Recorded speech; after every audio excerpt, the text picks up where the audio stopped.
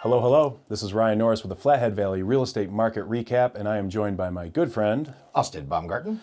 We're going to be covering the month of October 2024, and we're going to let Austin take over right now. Excellent. So Ryan's going to be reading some of the market stats for October. Yep. Basically, traditionally this time of year, we've been talking about it. The sales volume kind of goes down.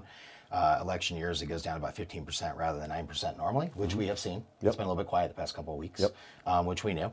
But we want to go through some of those stats because now we're sitting here on November 6th. We've had a changing of the guard, and we want to kind of just move forward with what we think is going to be happening in the future, and also talk about some of the stats that we're bringing to the table. There's going to be some new ones. Yeah, we're going to add some new ones at the end.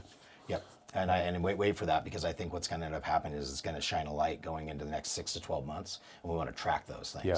Right. So you want to fire off on what's going on in the Flathead? Yeah, we can get started with that, and then we'll go back to everything that you just talked about. As you know, we cover single-family homes, commercial, land, and what else? Commercial. Just commercial. That's commercial, it. That's land, the and three. residential. Jeez, Buddy. that was like a trick question.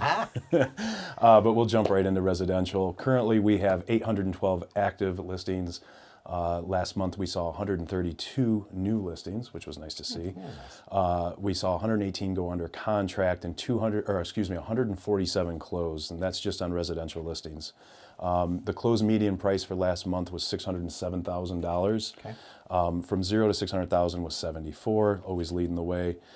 600,000 to 999,000 was 45 closed, and we saw 28 closings at 1 million or more. Okay, that's actually not bad. Yeah, so it was pretty good. And personally, we've had a really good fall. Yeah, we had a great October. It's been, we did the same thing last year. Towards the end of the year, we saw more volume, which is crazy because we're slammed in the summer. And well, that's all translation. That's work that started Sure. basically in July, right? And then some of those contracts came up in August, going to September. But yeah, you and I had a really nice October, which is good. But it was a nice surprise. It was a welcome surprise.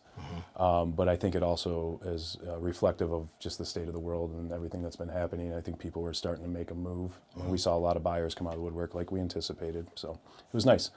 Getting back on track, sorry about that. Talking about land, we have 518 active land listings.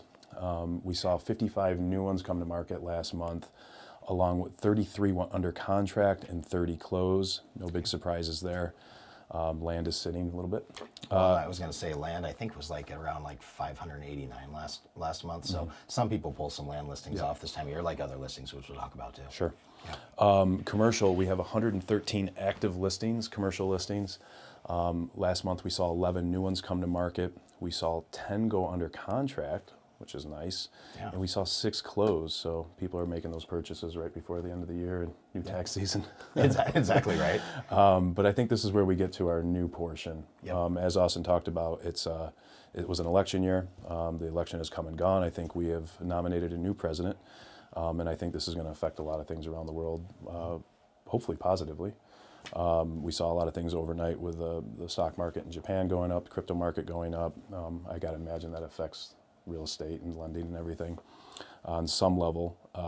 But we want to start tracking listings that have been withdrawn, that have expired, canceled, and most importantly, price reductions. We've seen price reductions all year long. Yep. But it's something we haven't really been following.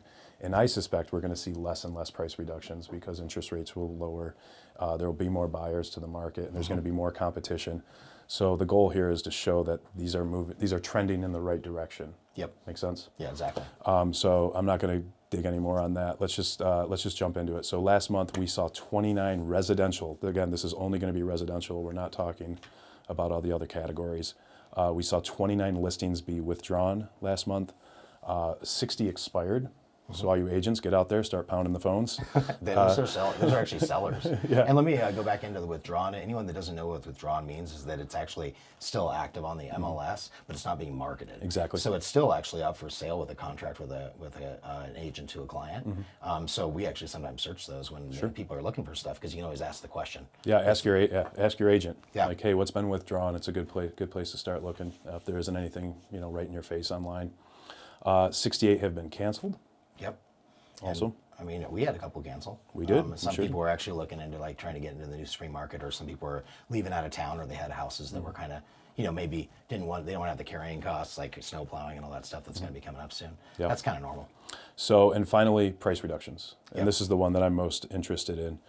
We've seen tons of price reductions this whole year. Yep. And I wish maybe we'll pull it up next month and we'll see what the trend really looks like. That's a good idea. But right now, this past October, we saw 195 price reductions.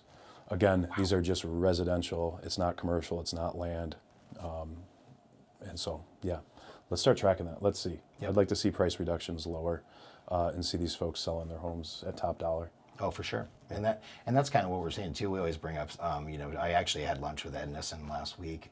I met with my real estate coach with Tom Ferry Network today. We were looking at the Wall Street Journal trends, looking at the 10-year trend report. And the Fed is meeting this upcoming Friday. Everything is like aligning to say that, we're supposed to have a 0.25% decrease in interest rates again. But that always translates a few weeks out. So like we might see a spike of like interest rates drop for a minute, but then it might go up a little bit more, and then it's going to keep trending down. Yep. And there's supposed to be another one maybe in December, maybe in January. So I guess like really what we're talking about is the collaboration of now that we have that changing of the guard. Yep. We've gotten through this part of it. That's been a hard part for America in general. Right? Absolutely. So now we look at people know which way to go. They're either going to, whoever won, right? It's either going this way or this way now, instead of like, I don't know what I'm doing. And so having that on top of maybe, stock market also having a spike, Yep. and then also interest rates dropping, that's a big collaboration. And Ryan and I were talking right before this report, and we've been talking for the past few weeks and to our clients about usually Yep. we tell people, it's not a bad idea to take your property off the market, like let's say around Thanksgiving, give it a 30-day refresh to go start day one, like the end of February or March. We were actually talking to our other clients to say, hey, you know what, maybe you should leave it on. Yep. Right? And we're going to be making some phone calls Yep. today. Yeah. I think we know what's happening. And we're going to be encouraging people to keep their listings on market as long as they feel comfortable with. Yep. Because if these other ones are dropping off and yours is still on, and there is like a spike, then there's less inventory and competition. Yep. That's a fact. And we only try to advise to the best of our clients' needs. And in this one, we had to have a lot of talks about it because it's like, gosh, we just don't want to have too many days on market. Yeah. Right. But there's a really good chance that at the end of November, December, or 1st of January, it's really starting to pop more and more and more. And we want our clients to win and be ahead of that game. Absolutely. Yep. And I think as we move into the fall, we'll continue to talk about, people that are off market getting ready for next year. Yeah, for sure. It's not too soon to start talking about that. So I think that's all I got for right now. Dude, You got that's anything good. else? No, that's good stuff. I mean, it's hey, I hope everyone has a great Thanksgiving, because we probably won't talk to you till the 1st of December-ish. Yeah. And, have some great time with your family and friends, and watching football. If people are hunting, whatever they're doing out there, enjoy. I hope you all enjoyed the election last night. It was exciting, and not too many turkey legs are being thrown at one another at this Thanksgiving dinner.